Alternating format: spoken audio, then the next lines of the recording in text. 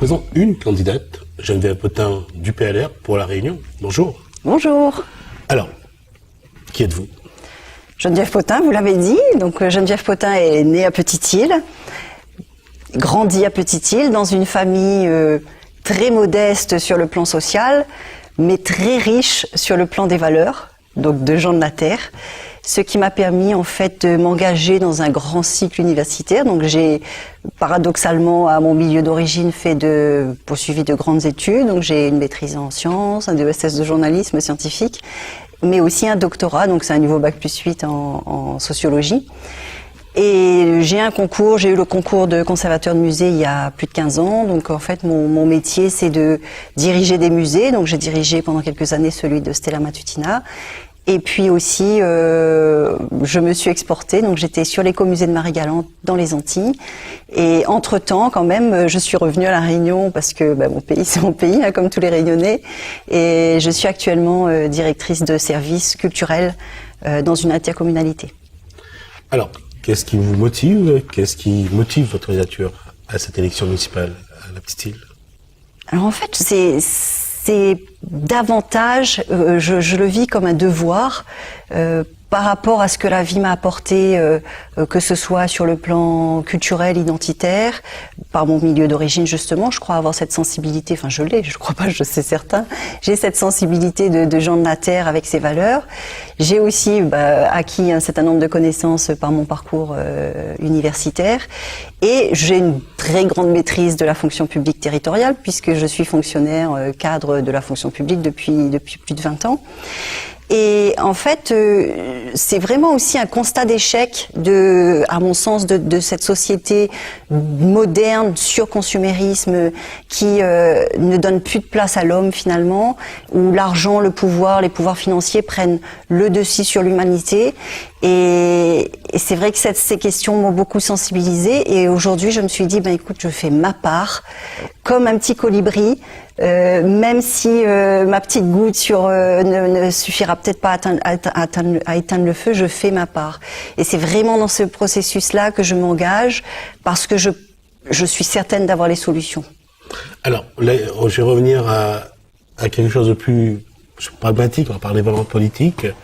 Le bilan de cette mandature se termine.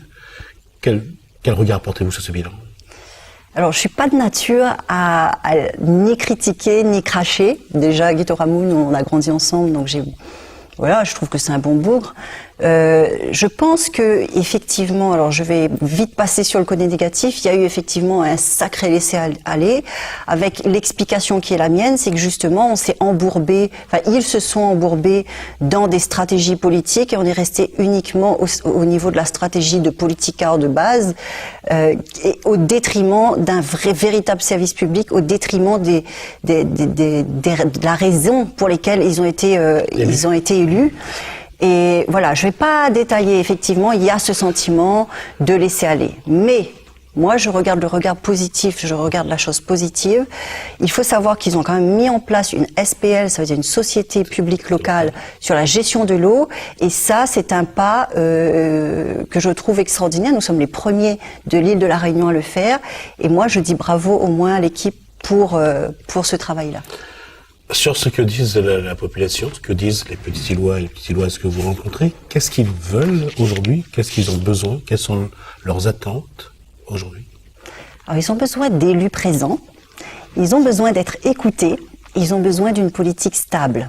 Donc je pense que, honnêtement, la personne qui sera élue, certainement moi, je l'espère, sera en mesure de répondre à proposer cette politique de stabilité-là.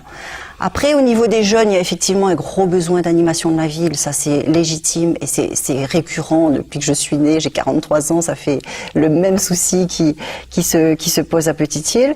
Comme partout dans l'île, on est soumis à un problème de chômage, c'est endémique. Donc l'emploi est un vrai souci aussi à Petite-Île. Et alors, je pense que c'est quand même une spécificité de Petite-Île. Les Petits-Îlois ont besoin d'une ville propre, d'une ville entretenue, parce que je ne sais pas si vous avez regardé à Petite-Île, les jardins, la maison, c'est vraiment des choses très sensibles pour les Petits-Îlois. Et je pense qu'ils ont besoin d'une équipe qui s'engage dans ce domaine-là. Alors, justement, puisque vous avez entendu les petits Îlois et petites Îloises, vous savez ce qu'ils veulent. Qu'est-ce que vous allez leur proposer? Qu'est-ce qu'il y a dans votre programme? Quels sont les grands axes de votre projet de développement pour la petite île? Mon programme, c'est pas du tout un catalogue de propositions et de promesses. Vous avez 5 minutes pour le développer. 5 minutes, d'accord. Mon programme, si je dois le résumer, c'est faire de Petite-Île une ville en transition. Un concept, certes, un peu complexe, mais il y a juste le concept, quand on le connaît pas, qu'il est complexe. La mise en pratique et les principes sont extrêmement simples.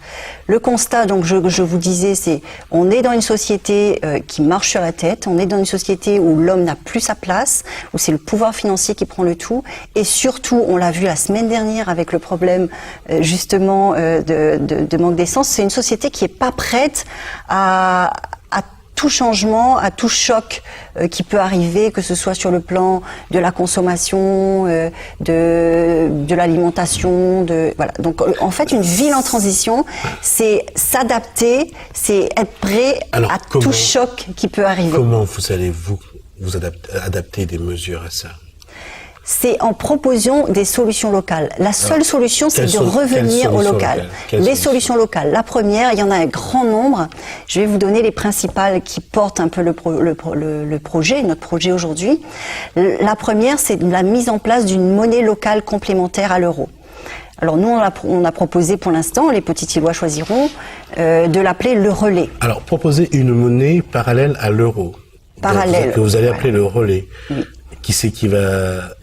Alors la mairie frappe cette monnaie. Ouais. La mairie diffuse cette monnaie dans le cadre d'une charte qu'elle définit. Et en fait, dans la charte, elle arrive à imposer une économie sociale, solidaire et éthique. Ça, c'est l'objectif. Et ce n'est pas de l'utopie. Il en existe 27 en France aujourd'hui qui ont fait leurs preuves, dont une dont on parle souvent, c'est le sol violette, où maintenant on est à 3 milliards d'échanges autour de Toulouse.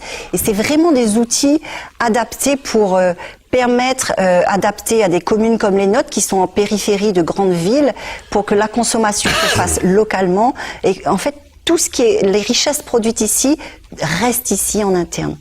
Voilà, le processus, et il y en a 4000 dans le monde et 27 en France, donc c'est complètement légal, c'est très facile à mettre en place pratiquement. Alors, notre mesure pour la petite île, ça serait quoi? On va parler comment faire venir les entreprises par exemple, créer de l'emploi. Alors forcément ça créerait de l'emploi parce que plus les gens consommeront avec cette monnaie locale, ils seront incités à consommer local, donc du coup il y aura des valeurs ajoutées. Au-delà d'une plus-value, des échanges beaucoup plus importants que ce qui se fait aujourd'hui. C'est-à-dire qu'effectivement, au lieu d'aller aller chez un garagiste à Saint-Pierre, d'aller acheter son pain ou d'aller acheter l'électroménager à Saint-Pierre, ils l'achèteront ici. Parce qu'ils seront encouragés à le faire. Il nous reste 2 minutes.